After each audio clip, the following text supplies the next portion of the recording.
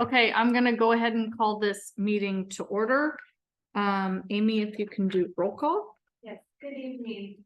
Commissioner Admin, Here. Commissioner Pratt, Present. Commissioner Byers is not available yet.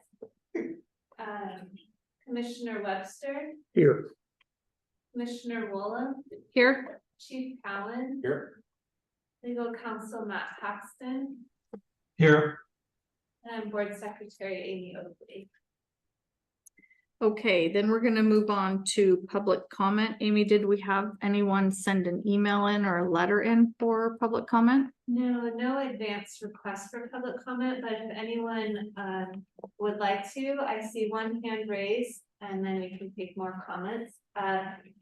Stacy Valenzuela, you were the first hand raised. If you'd like to unmute yourself, you'll have 3 minutes to make your comments. Good evening, Stacy Valenzuela.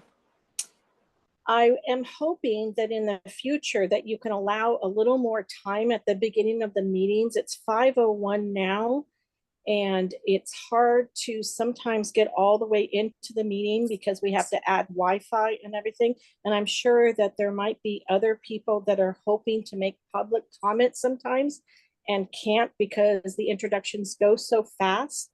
Even in land acknowledgement or anything else that would just give till like maybe 5:04, 5:05 would be helpful for public comment. And then I'm going to start with what I wanted to express tonight. The residents of Kenmore have for years requested at least an aid car on the hill in Kenmore. The concerns of getting to our neighbors in time to prevent loss of life, especially with schools, seniors, and a bridge between us. Please remember that the fire department only has 2 properties, one on the hill, Station 54 south of the water, and Station 51 on the north. Emergency services are a priority, making sure that the times are minimized as a now I can't even say it, priority. That every second counts. Please keep this property and upgrade it with an aid car, as well as maybe youth services or other benefits to our community. A bonus if a safe haven baby surrendering box can be included. The city of Kenmore does not need this property. They own 20 or more properties. 2 are being considered now for affordable housing. They brought 3 properties to build a public works that may or may not be needed in this large capacity in the 15 years, and the emergency services outweigh any of that kind of public building. I wanted to also ask if the consortium cost is being billed and shared, or just North Shore covering the bearing of the costs for that. I feel that all departments that share the consortium should also bear the costs. And I just wanted to make sure. And also I wanted to ask about adding solar maybe on the roof to help with the PSE billing. There's also a legislation that changed that said a public agency in 2024, if you apply now, there is $2 million for station use of improvements. So that might even qualify to where you could take advantage of that. That's all I have for now. And I just wanted to share that. So thank you. Thank you. Mr. Mayor, I see your hand is up as well. It is. Thank you for the opportunity to speak with you. First of all, I want to commend the board for your consensus in at least appearing to decide to keep the property at Station 54 location. I think it's going to be critical in the years coming forward, even though it may not be useful right now for staffing response. Regarding what Stacy comments about solar, I'll let the board know that when we built Station 51, the architect specifically reinforced the roof to accommodate solar on that roof. So it should be a fairly easy add-on if you wanted to do that. I also would like to build on her comments on the consortium. I think consortiums are great. I've always supported them, but I think each partner should pay its own share. And then finally, I would ask the board and Shoreline Fire Department to post the contract between King County Fire District 16 and Shoreline Fire Department on their website. I know I could file a public records request and get that, but I think that's equally as important as the labor agreement that is posted on the Shoreline website. And perhaps it's there, but when I did a search using multiple terms, I couldn't find it. And then finally, at your last meeting, Chief Cowan talked about the statistics for the aid car responses out of Station 57. But those documents weren't attached with the agenda. And so I would appreciate if those, if that report could be made available to the public as well. Thank you. Thank you. Any other public comments? Okay, seeing none, unless I'm missing something. Amy, do you see any? Okay. We're gonna go on to the approval of the agenda. I was gonna make a motion that we keep it as amended, but I think, Chief, did you have an item we needed to add? No, I can just add under my district activity. Okay, all right, so I'll make a motion that we approve the agenda as presented. Second. Okay. Everyone in favor? Aye. Aye. Aye. Motion passes unanimously. Moving on to board discussion and possible action items. Subcommittee report on Station 54. Yeah, go ahead, Chief. Okay. 'Cause- I want to thank Commissioner Webster on coming and meeting with us over at 54 to walk through and take a look at the site and evaluate some of the needs of that building.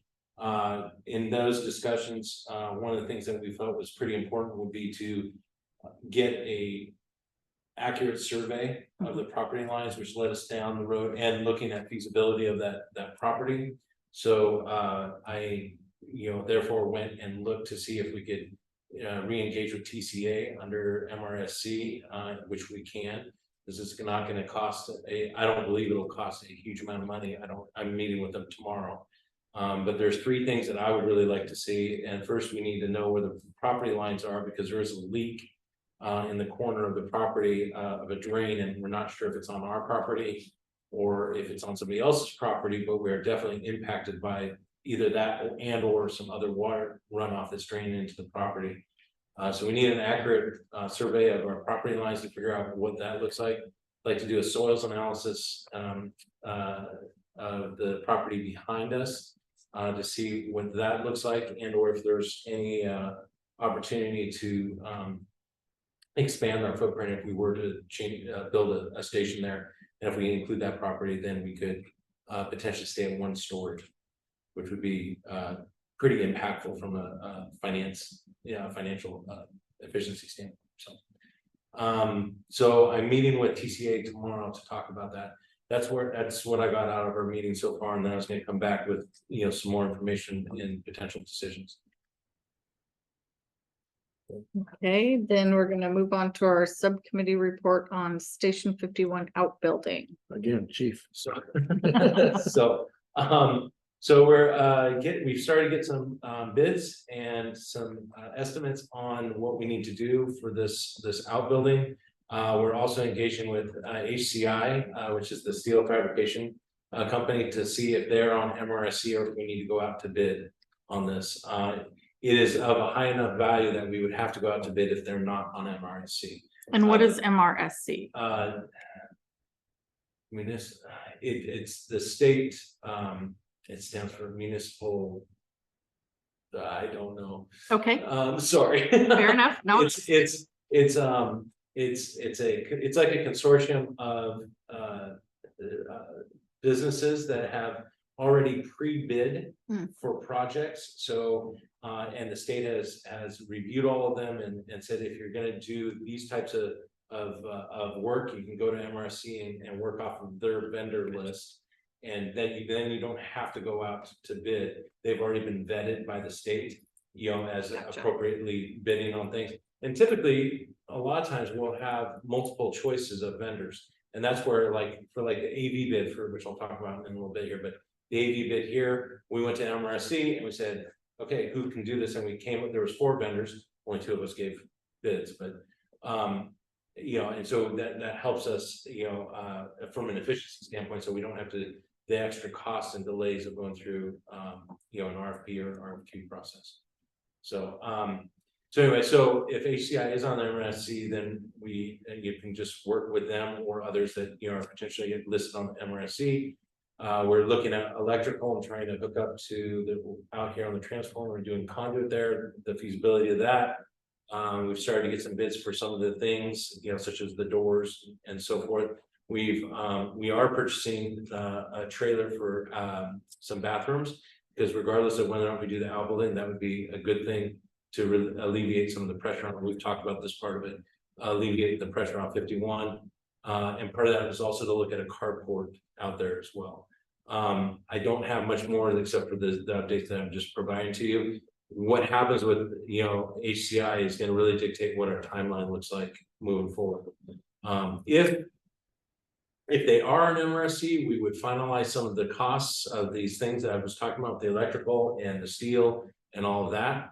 And then I'd come back to you with a package and say, you know, can we move forward? If not, then we'll have to go out to bid. But then I would do the same thing, except go out to bid and then bring those prices back for review. Okay, I have some data. I reviewed the steel drawings, the quotes, and very thorough. They did a good job, and I think if they are an MRRC, they would be good. Yeah. One of the things that we did look at, our new facilities person used to be a general contractor, and we looked at his workload and the availability of him being the general for this, and he's willing to take it on. So there's the possibility that he could do that.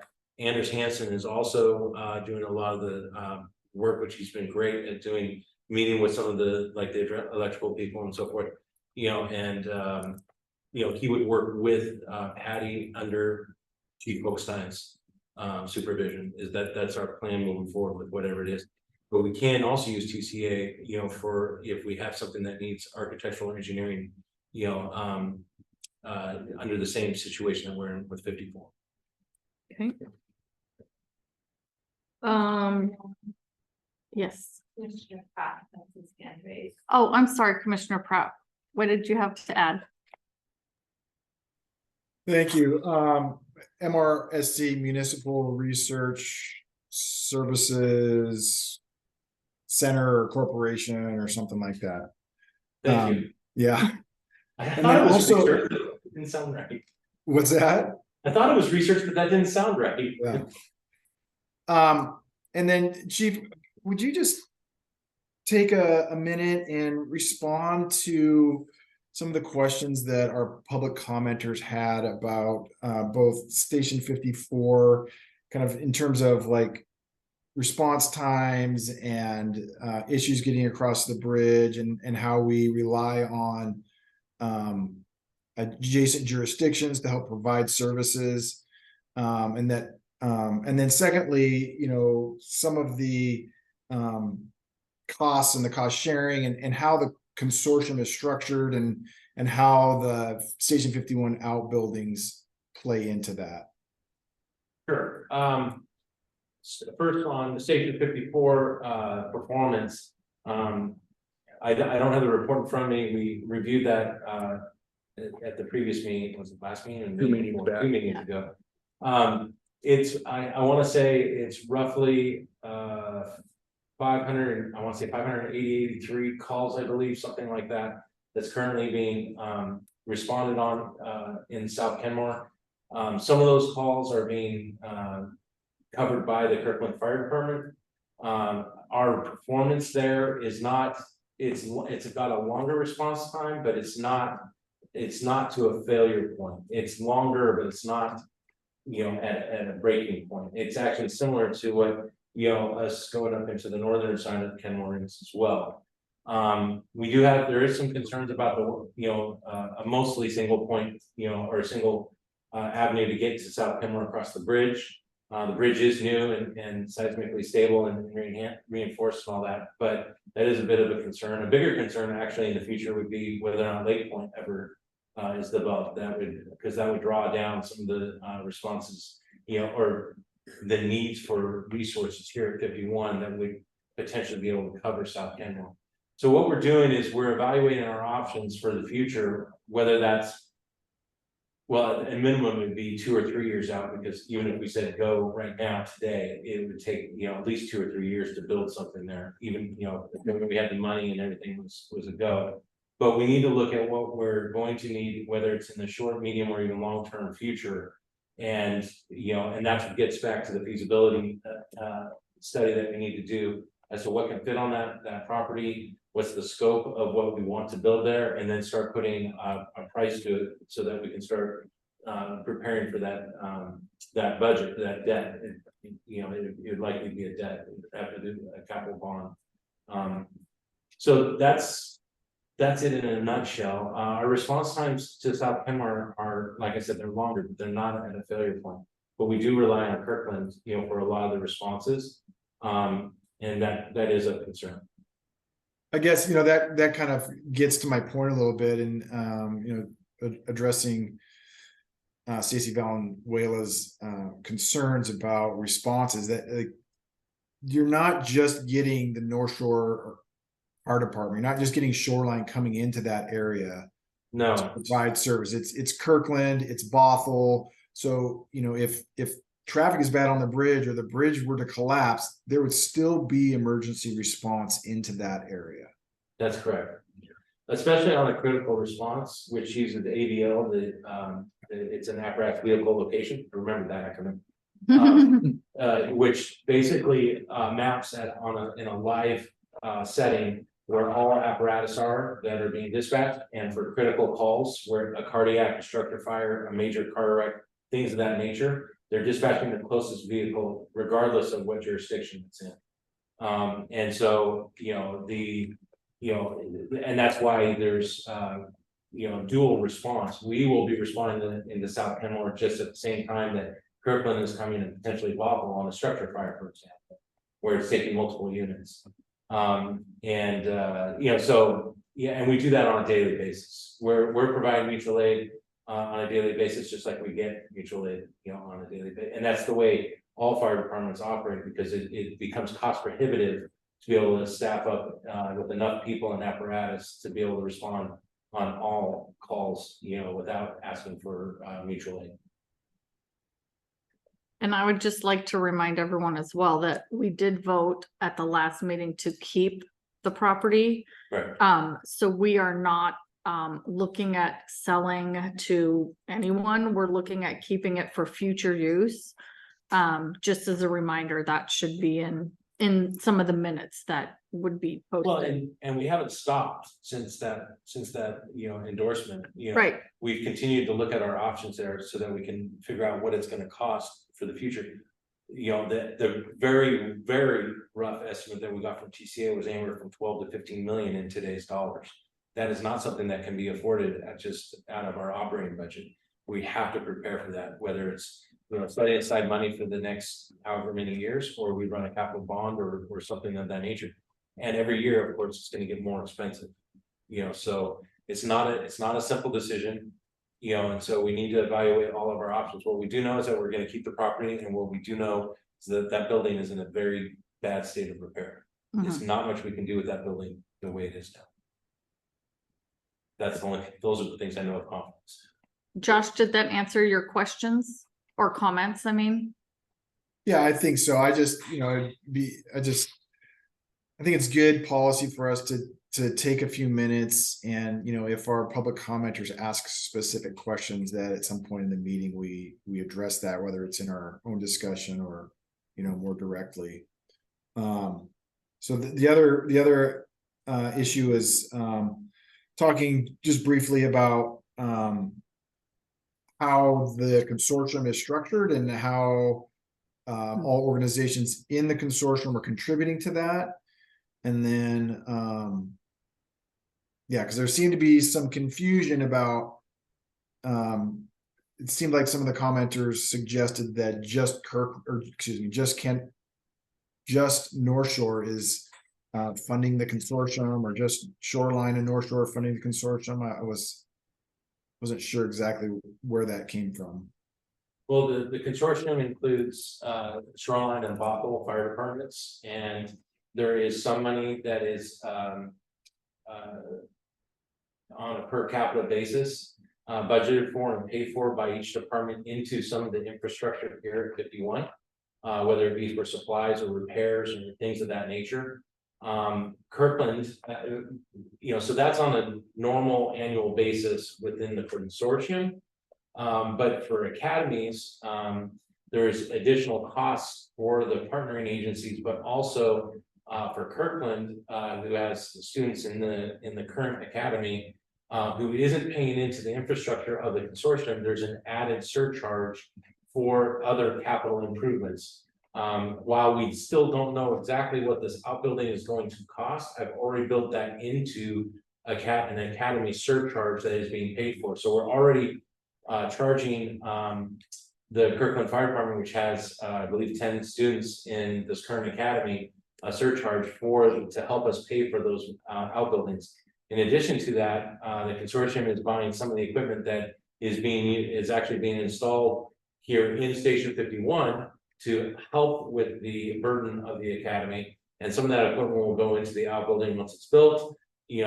So we are already, sharing the cost, the financial burden of, the infrastructure either in this building or the future with the outbuilding. That's something that has been a change from the past for many years, a decade or more. There's been no surcharge, there's been no sharing of those dollars. When I started looking at this and started looking at what the consortium impacts were here at this building, I felt that it was not appropriate for us to not be charging for the wear and tear and repairs and so forth and investment in this building. So that's why I built that surcharge in. We can't really I've already done it because I didn't want to miss this academy, but we need to work out the true cost of this and come up, with those numbers to actually figure out exactly what that's going to be moving forward. In this current academy, I believe there's, don't quote me, I believe it's a little over $26,000 that's being allocated to this outbuilding project. Just in this one academy alone. Great, thank you, Chief. From outside our consortium. Yeah, I appreciate that. Thank you. Now we're gonna move on to discussions on day shift BC program. So I developed a white paper and I sent it out to you all, trying to highlight some of the higher points. Just as kind of maybe a little bit of the backstory. When we looked at the contract with between Shoreline and North Shore Fire Departments, from a scope of work standpoint, 5 stations is sufficient, operationally for one BC to cover. In fact, that's probably about the optimum, position. I've seen some departments be as high as 7, 8, maybe even 9 stations, but I've seen some departments that have been smaller as well. One of the concerns, though, that we had was we don't have good arterials between Shoreline and Lake Forest Park, and so that delays responses. And so as we were discussing this in preparation for the contract, I threw that out as a potential option for the contract to save some money. And then as we initiated the contract and started attritioning down, we wanted to take metered steps and evaluate what those impacts were as we did this without making a potentially rash decision or something that was overstepping without understanding the impacts. And so we first dropped Battalion 151 from a 24/7 to a peak hour unit, which was stationed up at 63 to take care of administrative workloads, especially the staffing program that we use. To help with relieving pressure off of the operational BC, but also to go on during the peak hours, go on calls with Battalion 161, replace Battalion 161 when they're in meetings or in training or something like that, or concurrent calls when there's Battalion 161 is on one call and another call comes in that needs a BC, that there was a relief valve. So we started that process at the beginning of this year. And then at the end of June, and we backfilled, I should back up, and we backfilled that BC, because that day shift BC position when it was vacant, sick leave, vacation, whatever. In the middle of the year, at the end of June, we stopped backfilling with overtime and really created a vacancy there to see what those impacts were. Again, trying to figure out what those impacts are. In the paper I showed you, I showed how there's heat maps that show, you know, where battalion 161 responds, where 151 responds, you know, on the critical calls and so forth. I talked about the benefits of having the day shift BC position. There are a lot of benefits to it. The only benefit on the other side is to save, excuse me, save money, which it's not trivial. I think it's like 410,000. A little over 400. A little over 400,000. I have it here somewhere. Sorry, I should probably have this off the top of my head. 410, about 410,000. And so, you know, we could improve levels of or maintain or actually improve levels of service with our proposal or save another 410,000. My proposal is that we go one more year and move the battalion 151 back to here for peak hour day shift. That would buy us more time to continue to work on policies and some of the other administrative projects that we have not gotten to with the contract between North Shore and Shoreline. And that is one of the specific, you know, jobs that's supposed to be done by the DBC. So that would buy us another year of that, addressing some of the administrative projects and workload. It would improve the level of service here during the day, not at night. Because we move them back here. There's a little bit of a loss of efficiency having them here, not face to face with the battalion 161, but that can be overcome with either a Zoom or FaceTime or phone calls or whatever. So they would improve a little bit of the levels of service here back up, not all the way back up because that's not 24/7, but it would be a day shift relief there. It would allow battalion 142, which comes in from Bothell right now, to help cover Kenmore. I don't know exactly where the meeting point is from responding from Shoreline and responding from Bothell. That's probably somewhere on the west side of Kenmore, somewhere in that area. So so battalion 142 is responding into the Kenmore area faster than battalion 161 can come down. We did move the MSO here to help with some kind of oversight, but it's not the time. MSO, so Medical services officer. It's kind of like they have the rank of a captain, but they kind of operate like a battalion chief, where they have an SUV that they can provide the oversight for the 3 different med camps that we operate. One in Shoreline, one in Lake Forest Park, and one in Bothell. So they can move around, and they have the freedom to be fluid and being able to go out to each of the stations or meet with the crews, you know, and they help on major calls, major medical calls, but also on major, you know, suppression type calls, like on a fire, they will respond. On a major car wreck, they will respond, things of that nature. They have that latitude and flexibility, so it's just one unit, you know, one person in one unit, and so they can move around. And frankly, there was a fire just up the hill here, that the MSO was the first arriving unit to command and initiate the incident command and until the BC got there. So there is a little bit of relief in that sense, but they're not a battalion. Their focus is on the medical side. They don't have the equipment and the apparatus to manage a big incident for a longer time. You know, again, I walked through a lot of these pros and cons, or not many cons, but I mean, the con is the cost. One thing that I also would throw in there, I hate making decisions based off of what other departments may or may not be doing. But in this case, we don't know what Bothell is doing, and we won't know for a few more months whether or not they're going to stay standalone or if they're going to look for regionalization.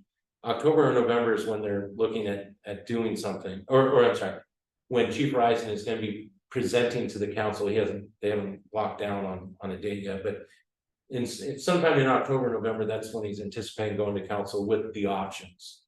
And then they'll decide whether they stay standalone or if they pursue regionalization. If they pursue regionalization, then it'll likely be kind of like what we did here with an RFP or something. I mean, they could choose a department just without an RFP, but I don't know. But I guess what I'm saying is that depending on what Bothell does may or may not have an impact on what we want to do long-term with the battalion chiefs. For example, if Bothell chose to do a contract or merge or RFA or whatever they do, and we were all together, Battalion 142 and Battalion 161 are now in the same system, and they could share this response, and we wouldn't need, as much the DVC position here. We may still want it, for an administrative position, but wouldn't be as big of a need as what we're talking about in 2024.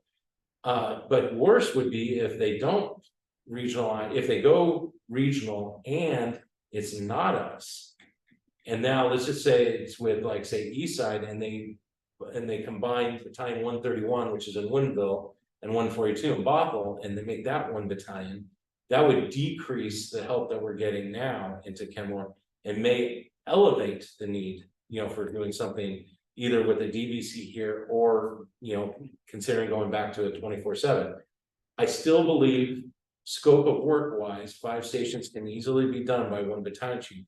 But the administrative workload is really what the problem is, really what the DVC is alleviating. That administrative workload on the operational BC allows that BC to get out and have face-to-face conversations, work with the crews, train with the crews, and be more, in tune with their with the personnel on the shift, as opposed to sitting and doing a lot of administrative work.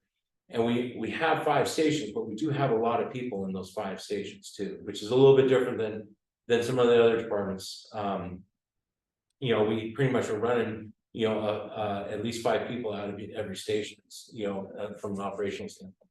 So there's a lot of benefits to having it. I believe going another year with the DVCs is a good idea. That's why I proposed it.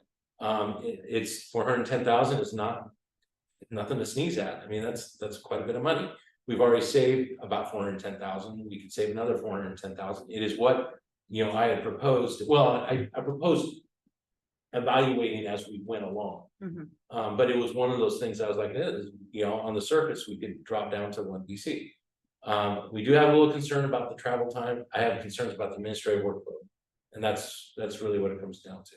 There's a lot more details in the paper, but that's, in my opinion, that's kind of the highlights of it. So we're looking for adding or keeping this, because right now we're covered for the DVC.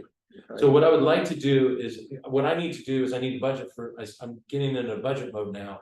I need to prepare for 2024. We also need to prepare for personnel. If we're eliminating the DVC or we are keeping the DVC, there's personnel impacts because we have retirements. Well, we already have 1 retirement. We've got another one that's coming up at the end of this year, or towards the end of this year, which may or may impact promotions and vacation picks. October 15th is when I had promised, to the union that we would make a decision on this. And so that's why I'm bringing it to you now, so that we're in front of that October 15th. If I have to go back and renegotiate stuff or whatever, so that they could prepare for vacations picks, we could prepare for personnel, promotions or whatever. We can also start preparing with the budget and so forth, which is basically, it'd be to keep extending this. And my proposal again is to move the DVC down here to give us better coverage during the day, which is when most of the calls are coming in, that require a battalion chief. One of these things that we are doing too, and what I'd like to look at, and we are in the process of looking at it, is what calls are we sending the BC on? Because I believe that we're sending the BC on potentially calls that may or may not necessarily need a BC. Like, for example, automatic fire alarms. A lot of times automatic fire alarms are false. Now and then they aren't. That's the whole point of having a fire alarm system. I've definitely been on calls where, it's not been false. But we are trying to take a look and make sure that we're being efficient with the types of calls that we're going on. Statistically, the Battalion 151 is being used. Well, Battalion 161 goes on an average of about 4 calls a day. Battalion 151 is about 1 every other day, and Battalion 142 is coming into the Kenmore area about once every between 2 and 3 days. Once every 2 to 3 days. Okay. On average. I couldn't give you exact numbers on that because it was too difficult. I was gonna have to go call by call by call to determine because we mutual aid back and forth all the time, and on a big call, they're coming anyway, well, everybody's coming. So it's kind of tough to figure that part out. So really, it comes down to, do we want to maintain and improve a little bit on level of service, or do we want to save them? And reinvest that money either in other positions, projects, or savings to our taxpayers, or both. Okay. And I'd like to welcome Tyler Byers, who joined the call a while ago, but Commissioner Byers, excuse me. As far as this conversation goes about the day shift BC, yeah, I'm gonna look into it a little bit more, but we should keep it on the agenda for next. Mhm. I would like to say that the union was, it was pretty good collaboration on when we negotiated. We have TA something, that's how it works, is we TA something and bring it, for something like this, I bring it to the board, to review and approve. And there were some concessions from the union, on some of these things too, so I thought it was a pretty good collaborative effort. And that we have a pretty good understanding of where we're at. So from a time standpoint, it sounds like you're looking for a decision by our next meeting. Well, I was hoping for one today, You're hoping for one but today. Okay. if we're not comfortable, then that's fine. I mean, it is what it is. I would like to move, we can move the DVC back down to here, for the rest of this year, and at least improve, what we're doing here. But I absolutely would need a decision by the next meeting at the latest. I just need a little bit more information from. Sure. Because again, we have adopted a new policy for promotions. It's a whole new process, and it's awaiting union body approval. Mm. Once we get that, we're behind on a lot of these things. So, it would be really good to know so that we could prepare for the promotional processes that we have to, get going on. Okay. So. All right. So then, Amy, can you put that for the next one? Thank you. Okay. Discussion of board budget for training and retreat.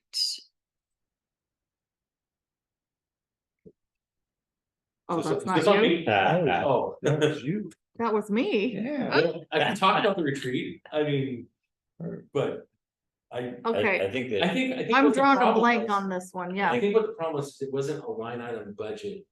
Or it wasn't Oh. completely, it wasn't Yeah. complete in the North Shore budget. Right. There's a line item for part of this, but it also Yes. dovetails into.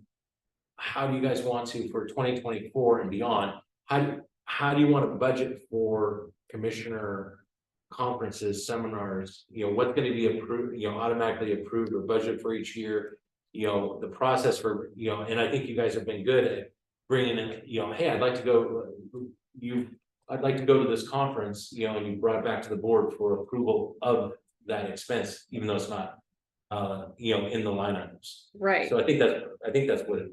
Okay. So do we want to add a line item to your budget this next year that we cover that and have a?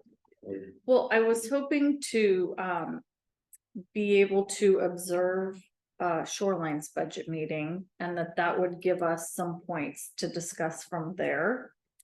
But also I know that Amy got together with some of the Shoreline, like the secretary and finance, and kind of was given what Shoreline does for the commissioners and how things are done for retreats and all that. So, and that was just Monday. 31st of August. Okay. Last week. And so, that we got Amy up to speed on. And so now I feel like we should maybe have a deeper conversation. And I wanted to observe how Shoreline has everything laid out, because I was hoping it would give us some cues as to what we may want to add in or take out from there. And that joint meeting is October. So, Commissioner Webster's on our he's invited to, actually, we can have two even. just can't have three. Attend any of the budget meetings that you would like to attend. There are some that are in the calendar that are joint, and some that are dedicated strictly only for North Shore as well. Okay, So, so the joint one you're just referencing is. Looks like October 24th. okay, Which would be, and in that meeting, that's after we've developed the entire budget.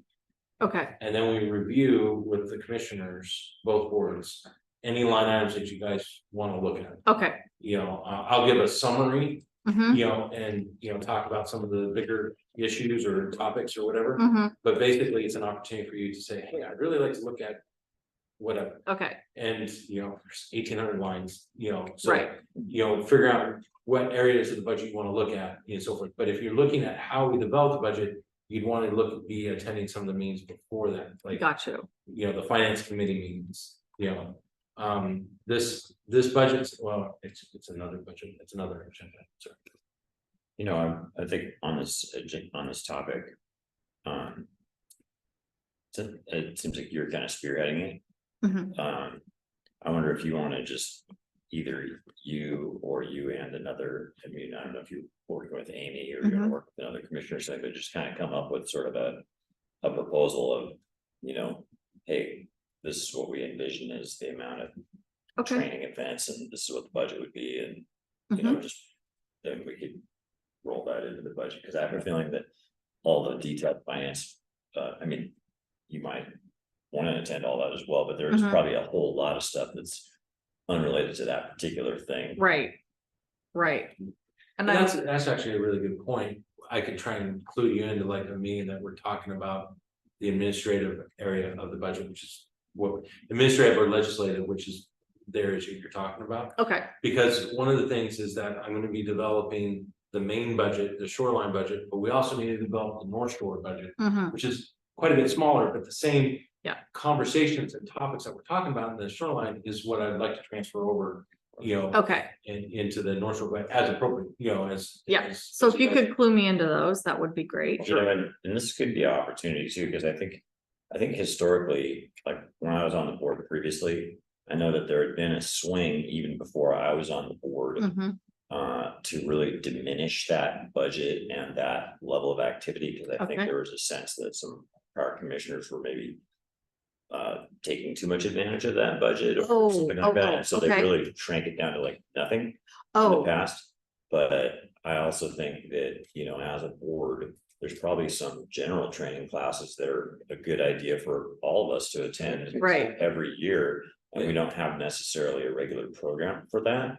Yeah. So that might even be something where, you know, maybe even Matt Paxton might, you know, offer some advice on some, you know, trainings that he's aware of or Okay. other things like that. So yeah, this could be more than just a budget, you know, discussion. It could also be sort of like, what do we think is a good idea for a regular training? Yeah. Yeah, Because COVID kind of put a damper on workshops, yes, but we had the one where we had training about, you know, equal treatment. mhm, And I think we have new commissioners since then, we should have that again. And then I'm sure there's other training for us commissioners that would be very good to have mhm, another workshop, you know, get away. And Yeah. And just have that.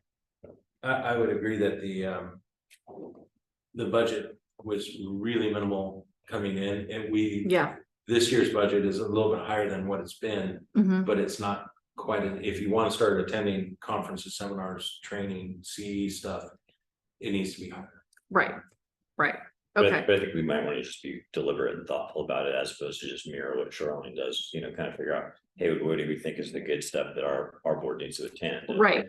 Well, and they're different boards, so different Right. focuses, so, Yeah. yeah, Absolutely. yeah, I just didn't have another example, and so that's why I was kind of Sure. hoping to glean some of that. But I think Amy and I, if Amy has the time, can sit down and kind of figure out some of those costs and, you know, what an average cost would be for this or that or the other thing, and then come up with rough numbers anyways. And there's also training for, like Amy, I'm sure has some training that she would like to take, Yeah, and we need to include it. Well, one of the things that would be a benefit is if, like you say, I wanna go to the state commissioners annual conference. Mm-hmm. Well, I've already built in for the shoreline, what that per person cost is. Mm-hmm. And there's 1, 2, 3, 4, all of you, I can Right. built in, I can take those numbers. And you can be part of the conversation as to why potentially. Mm-hmm. And the Board of Commissioners also sets their own budget. It's a very small part of the budget. That one would definitely be a good one for you to sit in on, because they have conversations about what seminars or conferences or whatever that they want to go to, or which one was valuable last year. Right. Maybe everybody wants to go, or just this person or whatever. Okay. Okay. And, and they tell me which ones that they want to go to, and then we review what those costs are per person. Okay. And then you can tell me how much of the North Shore Board wants to go, and I can transfer that, or, how much, what training that, Amy wants to go to. Right. So. How Right. does that work? If all of us want to go to the same conference, then you got an issue with, It gets a little, it's a little touchy, you can't, Matt can weigh in this, but you can't make decisions, you can't talk about. No. You can't talk about this business, and it does get a little, difficult at times, but Yeah. there are boards that do it all the time. It just need to be very careful about it. Mm-hmm. And it makes it tough. that might be one of the training. You gotta keep your lanes of travel. Yeah. So, Cool. All right. Commissioner Pratt, did you have a comment? I do, but it doesn't pertain to this discussion, so I'll wait till this portion is wrapped up. Okay, thank you. Okay, so I think we can move forward with this then, Amy and I, and yeah. Chief Cowan and I can kind of chat and then come up with some numbers for us. Give Keep it on. Commissioner Harris on. Yes. On when they do their budget proposal, because they'll Okay. review here coming in the next month or two or whatever. Okay, They'll be talking about what the conferences and stuff, and that would definitely be a good one for you to attend, or you and Commissioner Webster's on our Budget. on the Okay. committee, so yeah, whichever ones you want to go to as well. okay. Then discussion of current policies and procedures for travel reimbursements. I'm sorry, can I jump in with my question? Of course. Yeah, sorry, I wanted to make sure that if we could just for a second revisit the Battalion 151 topic. I want to make sure that the chief has what he needs, and I wasn't 100% clear on when the decision was going to be made, what exactly the decision was. So if we could just circle back on that and get some clarification. I put it in here, but I need a decision. One way or the other, and so we can wait until the next meeting. I was hoping to get this meeting tonight. It just helps us prepare better instead of scrambling. But I need a decision by the next meeting. So if there's any questions that you guys want me or more information that you need, please, let me know offline. And if there's something else that you need to be able to weigh in on the decision, I just want to make sure I give you everything you need. And I guess since we did circle back to this, I have a question for Matt Paxton. So Matt, my interpretation is that this relates to the North Shore Contract for Services Shoreline, so this is something that I would not be able to vote on.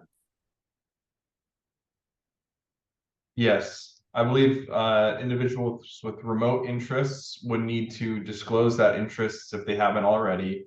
I believe those interests have been disclosed. And you would be allowed to vote, but your votes could not be the deciding votes in that. So oftentimes people with remote interests will abstain, but that's not exactly how the statute reads. It just says that you may vote, but your vote may not be the deciding vote. Okay, thanks for clarifying that. Thank you. Okay, so did we want to go ahead and vote on that? I have some questions, some budget things. I don't think Okay, we're not quite there I yet. need to review. Should we take some time now for Commissioner Webster to ask the questions, or is Okay, this I need to review with our contract. okay? So- And Chief Cowan, would you just like in 2 sentences summarize exactly what it is that you're proposing? I'm proposing that we move the DDC down to 51 and extend it through the end of 2024.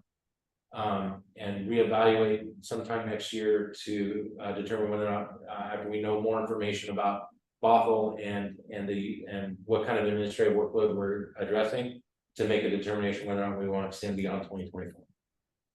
Copy, Chief. And currently the day battalion chief is housed out of Station 61, or are they currently out of Station 51? They're out of 63. 63, sorry. With Battalion 161. We moved Battalion 161 to 63 to get it closer to the geographically. And I would like this next week or so to move the DVC down to 51. I'd like to do that regardless of what we're doing in 2024. I'd like to get them down here and alleviate some of the pressure on Battalion 142. Well, Chief, I mean, location of resources, you can certainly, that's just your decision, right? I mean, you don't need approval on that. No, I don't need an approval on that. But there's a budgetary impact for 2024. That's what I need you guys The to weigh. extension. Right. Yeah. And sure. And it does have a play on level of service, the contract with level of service, which is typically I would not come to you on something like this, except it does affect the level of service here, which I believe, in full transparency is what you guys need to weigh in on. This would be a positive impact, but let's take it the other way. Let's say it was here and I'm like, oh, I want to move them up to 63. That is decreasing the level of service here, and so that's why I need board. It doesn't need to be a resolution or anything, or just consensus or emotion would be fine. I just want something so that I can start planning on 2024. Okay. That was more than 2 cents. Sorry. No, that's fine. I just wanted to clarify that you're going to make the operational decision to move the battalion where they are most needed, that daytime position. You just need going forward budgetary guidance on whether or not we want to continue it through 2024. Correct. Copy. Thank you. Thank you. Thank you, everybody, for patience. Yeah. Okay, so now we're gonna go back to 4.5, discussion of current policies and procedures for travel reimbursement for the Board of Commissioners. So Amy and I have been working on that and how we're trying to see how other departments do their travel reimbursements. And do commissioners pay ahead of time and then get reimbursed? Are commissioners paid for their per diems for meals before they leave? Like how does that all work? So that's what Amy and I need to sit down again. And we kind of went over on the 31st, but just a little more detail on that, on how, other departments do that and what's the best way moving forward to make as little personal financial impact on the commissioners as possible, is what is kind of what Amy and I are looking at doing. So, a commissioner isn't forwarding all this money and then not getting reimbursed for, 3 months or however long it takes. So, and we'll be working on that. So we'll keep you updated, so that we'll put that on the next one as well. Amy, if you don't mind. Discussion of budget calendar. Well, we've already kind of talked about it, but you were forwarded a budget calendar, and of note, there are some special joint board meetings, but also dedicated North Shore board meetings. And I just want to make sure that you guys understood what we're looking at doing. There is a special meeting, that we are scheduling so that we can adopt the budget. It's one of those months that we actually need a second meeting in. And all that. I just wanted was there any questions about it? Can you guys confirm? Wasn't there like an invitation to a meeting and then it was rescinded, or? There was Yeah, that was. I was kind of confusing what's happening. Yeah. So that was it was accidental. We tried to pull it back. Somehow Josh's phone, Gremlins got a hold of Josh's phone. Honestly, it was the strangest thing. I was looking at I still don't know that how it happened, calendar. Josh. I was looking at the calendar of meetings. I was entering it into my phone and my phone just pushed out an invitation to this kind of random email list. So that's me. I apologize. Oh, it happens, don't worry about it. I was like, it was an interesting invite list too. That was Yeah. what, I was just like, oh, okay. Could we go ahead and send that out again, so the invite list again? I don't know that the commissioners have this. I don't Yeah, I don't recall think we've getting got that. I think you sent it to me. I sent it out to all of I got it, but I think the thing to do is send it again. If you you. will. Okay, I will resend Are there it. some key dates you want us to mark right now? Sure. Yeah, that's what I was so. Okay, so. Joint board meeting. October 24th.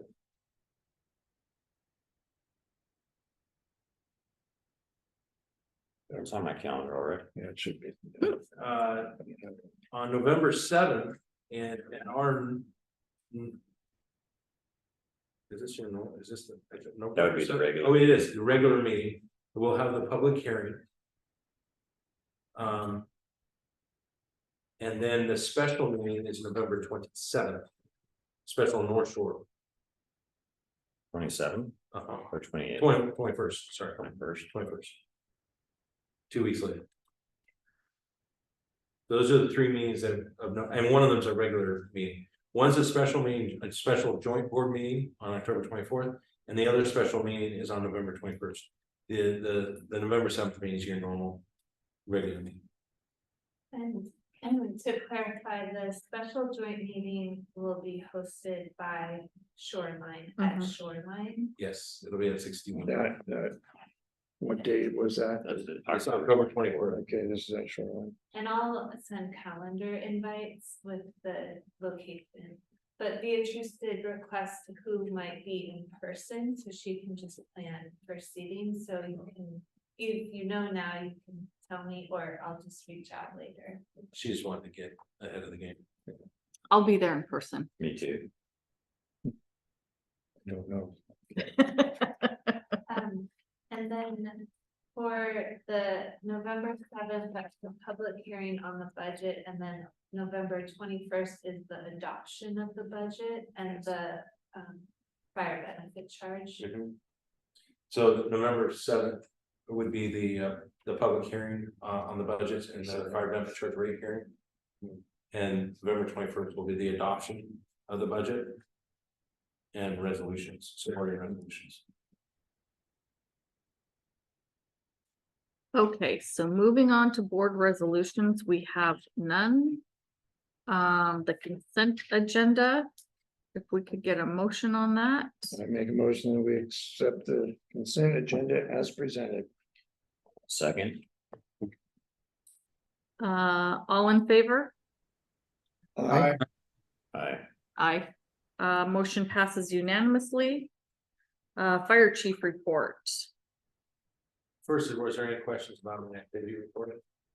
I personally didn't have any, but I don't know if anyone else did. No, okay. No questions. Okay, I do want to add one thing, which was what I started to talk about. The AV in this room is, J-Mark is the vendor that's going to be doing all the work. They started to do some other work for locution issues and started to also prep for the AV work, which is one of the reasons why you have the new camera up here. Which it's a loaner, it's not ours, it's theirs. They just loaned it to us. And it was on SD cable and they put HD cable in, so we should, if we were using it, it'd actually be way better than what they had. I won't say what they said about that. But the problem that we ran into is the conduit that's in the floor. They started pulling cables and prepping for some of this work, and it came back wet. The snake that they were shooting through there. There is water in the conduit. They won't touch it until it's dry. This all broke this afternoon, so I'm telling you what I know, but I don't know a lot. But what I've directed Chief Hochstein to do is to dig deeper, pun intended, into finding out if we can do a fiber optic of the conduit or whatever we need to do to figure out why is there water in our conduit? Because, and I think we should stop using that. Plug. Just plug, we'll use wall plugs until, because we don't know what's going on, but, and I don't even know how, if we can even find how the water's getting in, then we can figure out even if it's fixable or not. But they won't touch it, so, I've told them to pause. We're gonna dig deeper to figure out what we can find out. But the other option would be to run it in the walls. The problem with that is not a price, because they're saying that it'll probably be about the same price as what they've already quoted us, but we'll end up with, extension cord. If somebody needs, something in the middle of the room, there'll be an extension cord. It probably won't bug us as much because we can still plug into the walls and stuff. But if you wanted a laptop in the middle of the room or something and have power to it, you'd have to run an extension cord as opposed to plugging into these boxes. So more to come. I just wanted to let you guys know that that's what we're looking at. If we cannot fix the conduit problem, the aesthetics is that we'll just have cords, run around on the floor, which isn't, it's not the best, it's not what we would like to do, but I don't know what else. I mean, we got to find out why there's water, and if we need just, we may have to just fill the conduits up, because I don't. How do we find, a leak? You jackhammer? I mean, so. That's what I know. And we don't know if it's all conduit or just one, or so that's the other part. Chief Holstein will have to do that. So to see what we got. There's conduits that are running all around, but I mean, why would there be water unless it's coming up through the membrane somehow into the concrete? I cannot imagine there's that much hydraulic pressure, especially as dry as it is right now. Mm-hmm. Or is it a water drain from the sinks, or a leaky pipe, or a leaky line to the sinks, or I don't know, condensation? I can't imagine this condensation. They probably wouldn't freak out about condensation. Yeah. But they did freak out a little. On to commissioner reports. We've covered all mine. We got everything? Okay. Matt Paxton, legal counsel report. Good evening.